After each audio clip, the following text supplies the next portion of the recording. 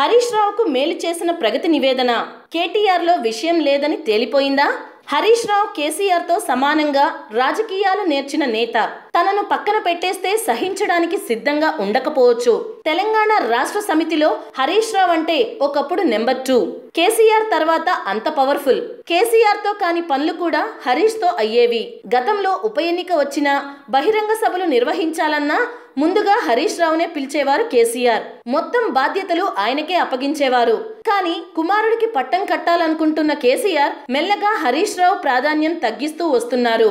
ఇప్పుడు ఆ ప్లేస్ లోకి కేటీఆర్ వచ్చారు. తెలంగాణ రాష్ట్ర సమితి నేతలు ప్రగతి నివేదన సభకు 25 లక్షల మంది కంటే ఎక్కువే వచ్చారని బయటకు చెప్పుకోవచ్చుగాక.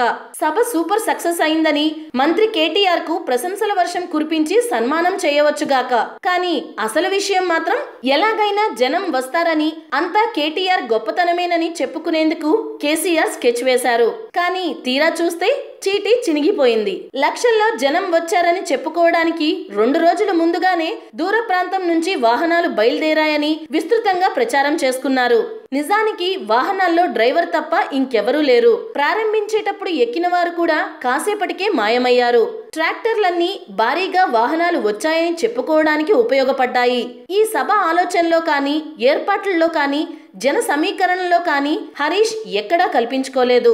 తన నియోజకవర్గం నుంచి 25,000 మందిని తరలించి తన సత్తా మటుకు చాటుకున్నారు. ప్రగతి నివేదన సభపై ప్రజల్లో వస్తున్న ఫీడ్బ్యాక్ చూసిన తర్వాత ఈ సభ వల్ల కేటీఆర్ కంటే హరీష్ కే ఎక్కువ మేలు జరిగింది. ఎందుకంటే అదే ఈ సభ నిర్వహణ హరీష్ రావుకు అప్పగించి ఉంటేనా అన్న ఫీలింగ్ టీఆర్ఎస్ శ్రేణుల్లో వస్తోంది. కేటీఆర్ కు ఇదే పెద్ద మైనస్. హాయ్ ఫ్రెండ్స్, మా టుడే టుమారో యూట్యూబ్ ఛానల్ చూస్తున్నందుకు చాలా థ్యాంక్స్. మరిన్ని లేటెస్ట్ వీడియోస్ కోసం వెంటనే సబ్స్క్రైబ్ చేయండి. అలాగే ఈ బెల్ ని కూడా రింగ్ చేసేయండి. మా నోటిఫికేషన్స్ అన్ని మీ మొబైల్లో వస్తాయి. అలాగే మా వీడియోస్ మీకు నచ్చితే లైక్ చేయండి, షేర్ చేయండి, నచ్చకపోతే కామెంట్ చేయండి.